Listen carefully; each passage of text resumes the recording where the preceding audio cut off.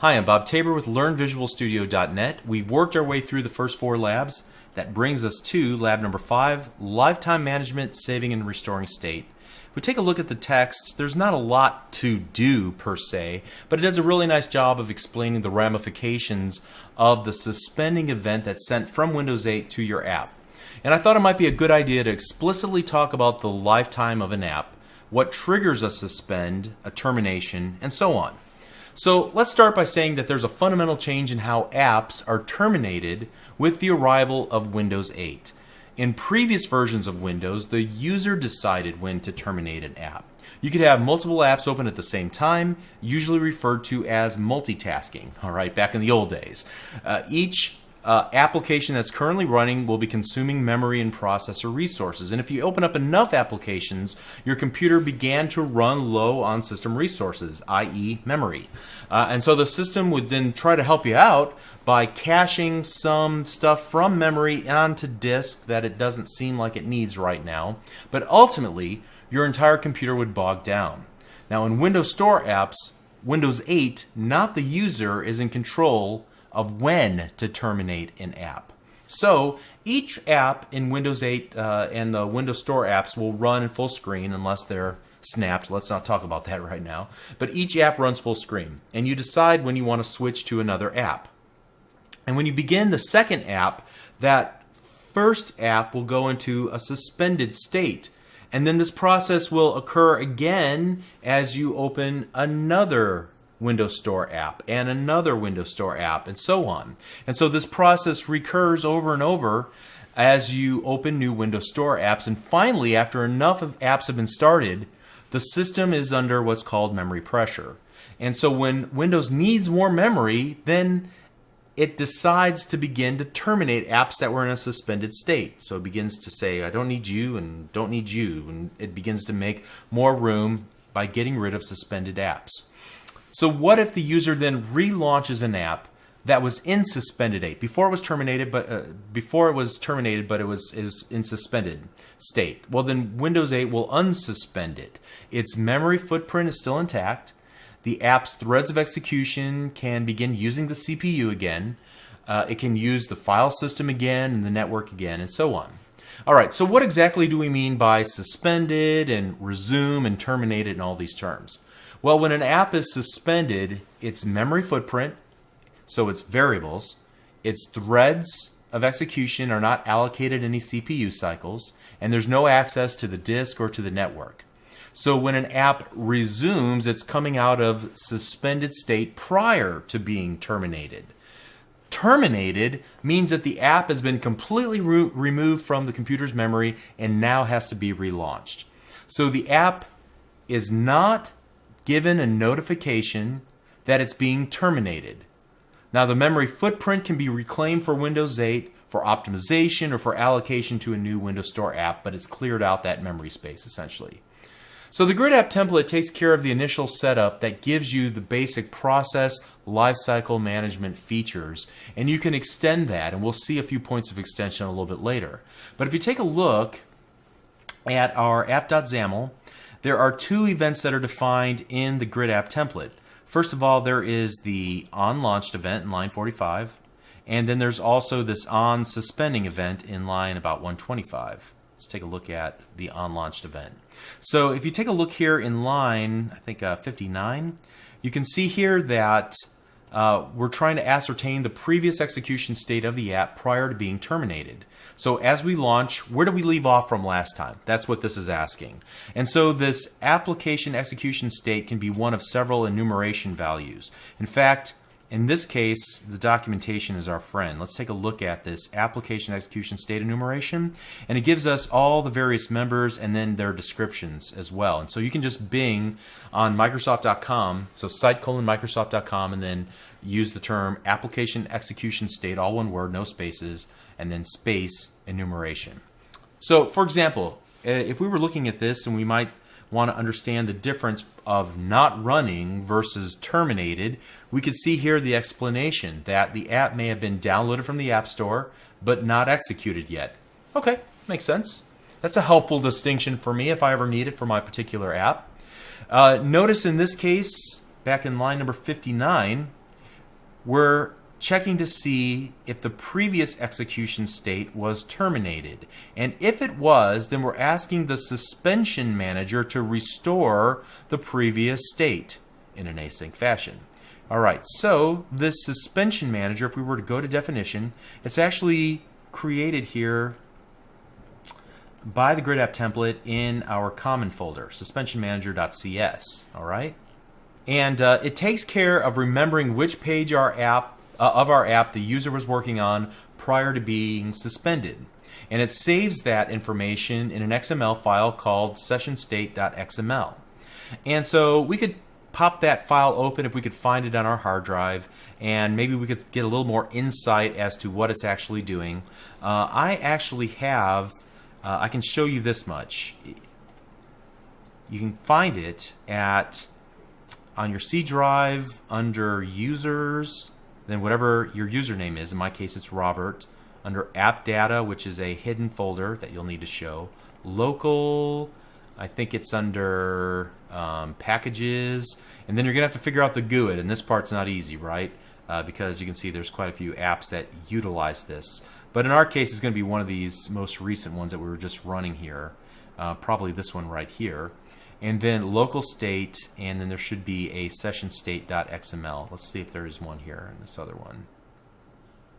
Local state, session state.xml. We can open it up with Notepad. All right, and if we wanted to break it apart and learn a little bit more about it, we could.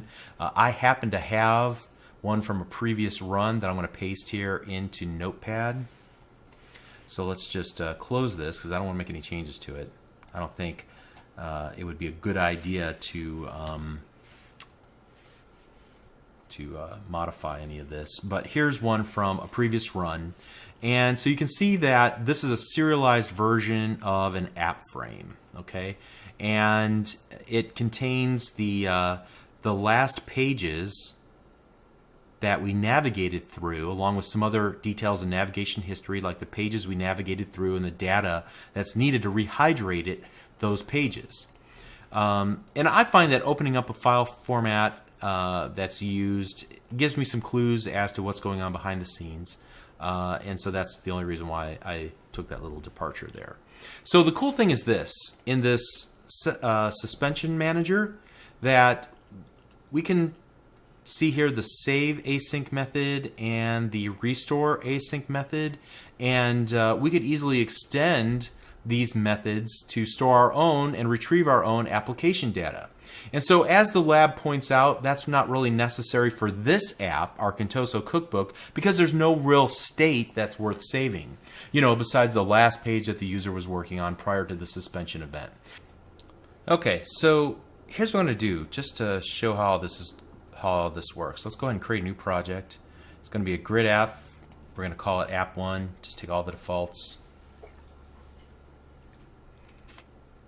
And I'm going to go to the item detail page, and I'm going to rip it to shreds.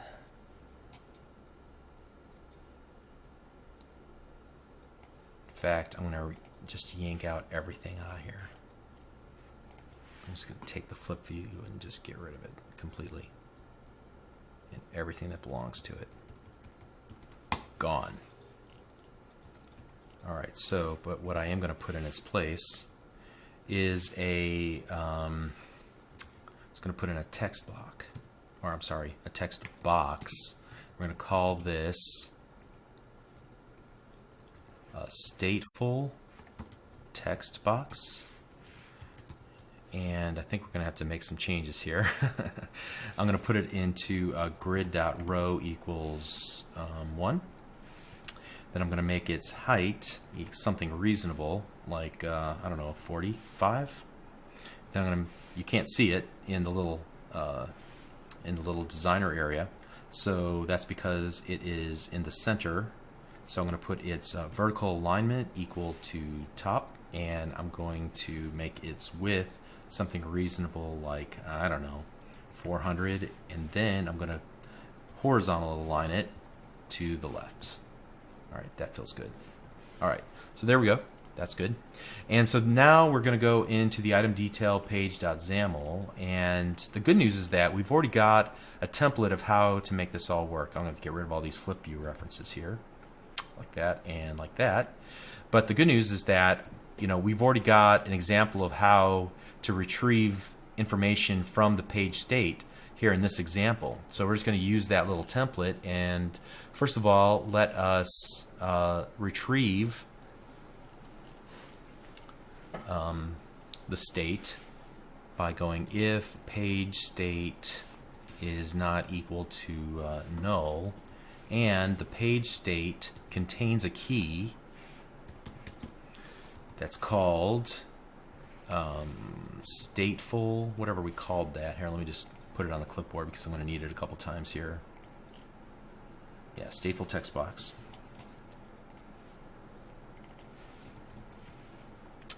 So if that is true, then what we're going to do is retrieve out, or actually set stateful text box's text attribute equal to the page state, getting into the stateful text box key, and then we'll toString it because it's an object when it comes out of there. All right, great. Now that's half of the equation. We also need to then save the state before terminating. And so to do that, we're going to modify the let's go and get rid of that. We're going to modify the save state method, and so it's going to look something like this. So page state stateful text box equals stateful text box dot text. All right,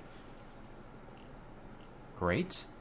So now let's go ahead and save those changes, and then we're going to run the app.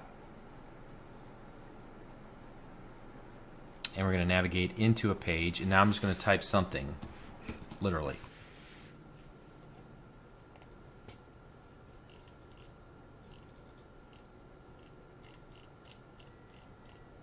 Check on sports, we'll check on news.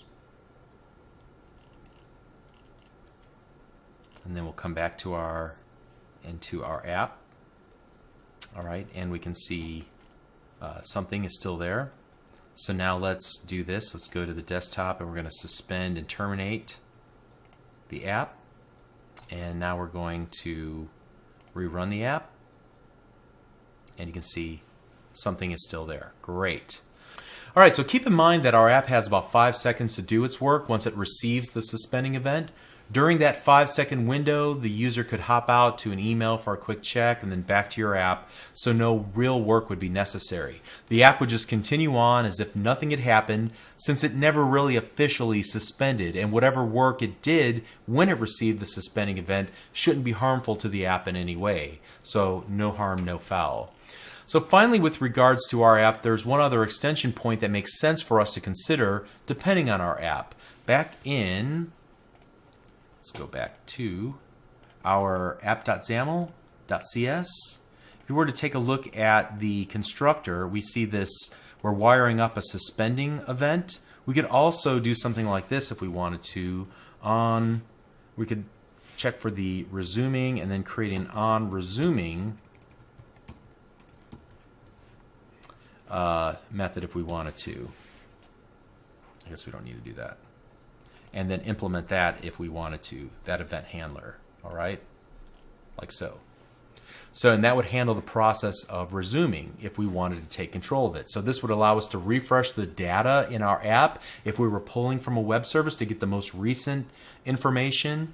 And so the canonical example is that of a weather report, or a news headline, or a stock ticker, or sports scores, the latest messages, from a user, maybe in a chat room, or updates from other players in the game that you're building, and so forth. All right, so finally, one last topic I want to discuss that's tangentially related here. You might wonder about code running in the background. So can I have an app that's running in the background even though it's not a full screen app currently running in Windows 8? Well, yes, there's actually a way to run code in the background by creating a background task, which is a separate DLL that's managed outside of the app. Now, mind you, it must be referenced by an app. However, after it's been launched, it can run whether or not the main app is running.